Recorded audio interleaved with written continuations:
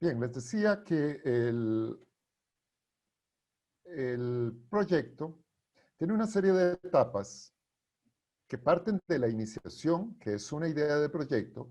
Luego la planificación se refiere a una fase donde se diseña el proyecto propiamente dicho, que lo que se hace es descomponer un conjunto de objetivos en acciones, en cronogramas, en tiempos necesarios, en recursos que vamos a ocupar para desarrollar todo ese proyecto.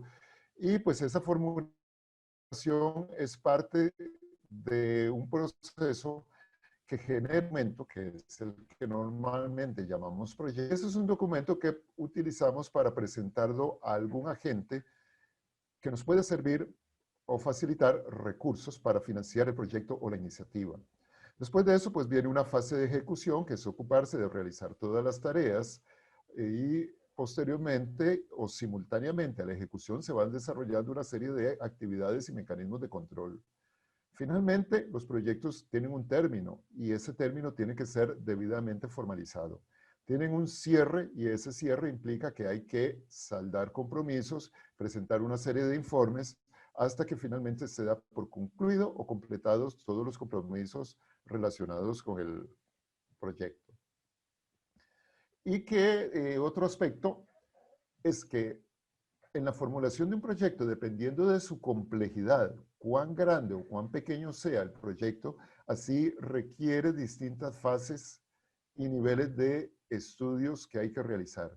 Por ejemplo, en una idea simplemente es un documento que se expresa en una página. Luego, un perfil de proyecto es un documento que se desarrolla en unas 15 páginas, 12, 15 páginas, 20 máximo, donde contiene todas las partes del proyecto, los objetivos, los responsables, las actividades que se van a realizar, indicadores de éxito, etcétera, etcétera.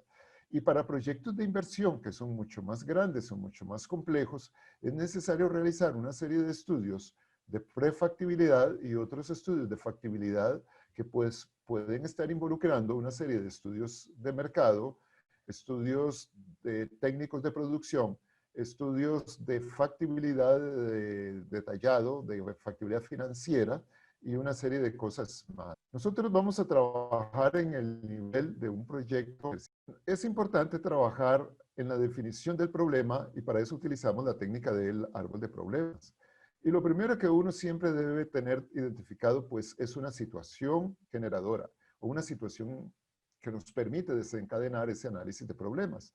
Conocer los miembros de una comunidad, productores, y entonces identificar esas distintas categorías de personas que están o pueden estar involucrados en el proyecto y que de alguna manera están interesados o se ven afectados tal vez por el problema que vayamos a analizar. Y siempre es importante, este problema o cada componente del problema, a quién afecta o a quién pertenece o quién es el responsable de ese problema o de que ese problema se resuelva. Bien, el primer paso es identificar los problemas y generalmente esto lo hacemos a partir, ojalá, de un diagnóstico y si no, del conocimiento que la gente tiene de su propia realidad. Nosotros les podemos consultar, bueno, ¿cuáles son los problemas más relevantes que se dan en esta comunidad o que se dan en esta organización? Y generar tal vez una lluvia de ideas. Y para eso lo mejor es utilizar una lluvia de ideas por tarjetas, de forma tal que nosotros organicemos en tarjetas un problema en cada una de las tarjetas propuestas. Vamos a identificar problemas reales y existentes. Es decir, no nos vamos a ocupar de problemas que no existen. El problema debemos enunciarlo con una pequeña frase. Es decir, debe tener un sustantivo, un adjetivo, un verbo y un complemento, que es clarificación de en qué consiste el problema. Es decir, una frase gramatical bien construida. No basta con poner una palabra, sino requerimos expresar el enunciado preliminar del problema como una frase. Bien, y al decir identificar los problemas, estamos diciendo que debemos reconocer cosas que existen. Y aquí el primer cuidado que hay que tener, o el primer cuidado, es evitar la tentación de hacer enunciados de soluciones ausentes o de problemas no reales o no existentes. Porque muchas veces enunciamos el problema por lo que no hay y no por el problema en sí mismo. Ejemplo, escribir que no se dispone de vehículos para un proyecto. Bueno, eso es una decisión, o sea, es una situación ausente, es un vacío, una inexistencia. Entonces nosotros no debemos expresar un problema de esa manera. Pero si alguien les plantea un problema de esa forma, nosotros tenemos que facilitar el proceso para convertir esa idea en un problema que sí puede tener sentido. Entonces debemos reexpresar una expresión que nos dice no hay o falta algo o no se dispone o no existe, debemos convertirlo en algo que sí existe. Por ejemplo, podemos decir que es difícil el acceso para el personal del proyecto a las áreas más retiradas de la misma localidad o de la comunidad. Y aquí tenemos entonces el problema del ejercicio que nosotros hicimos. Vean el tiempo que nos llevó y las discusiones que nos ocupó o nos demandó poder expresar un problema, 5 causas principales y otras 5 causas derivadas o subcausas.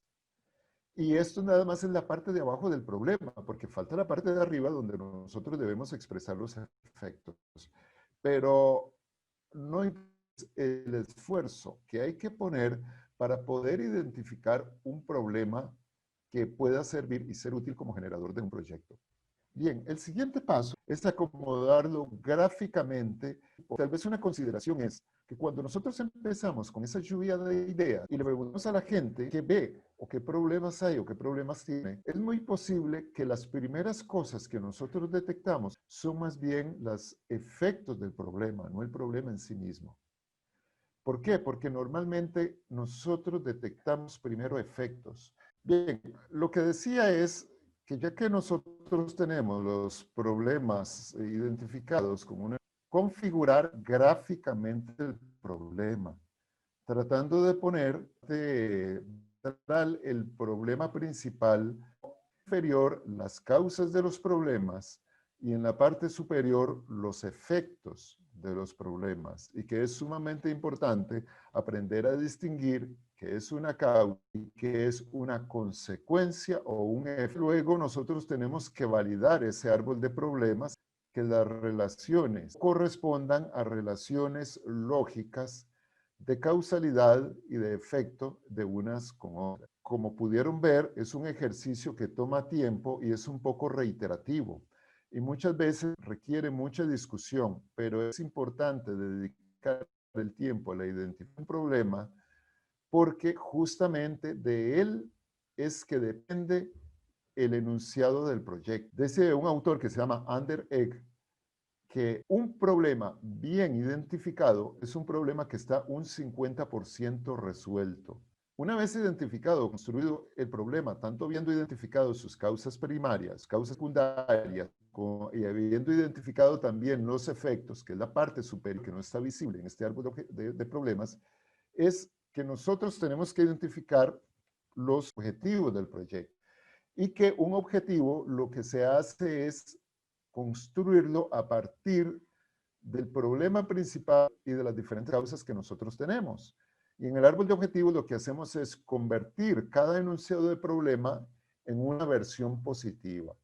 Entonces, lo que antes era una función de dirección con problemas de ineficacia, pues ahora decimos que es una función de dirección en las organizaciones que es eficaz y que asegura el logro integral de los objetivos y logra una gestión transparente. En general, muchas veces con todo el árbol completo, con muchos objetivos, perdón, con muchos problemas ramificados, tendremos entonces como muchos objetivos, entonces agrupar diferentes objetivos son afines para convertirlos en un tema o un componente del proyecto.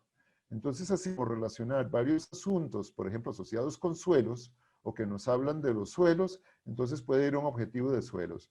Si hay varios objetivos o varias cosas que se refieren con la gestión de la organización, entonces tendremos tal vez un componente relacionado con la gestión de la organización y sucesivamente identificamos los temas o asuntos principales a los que giran los objetivos del proyecto.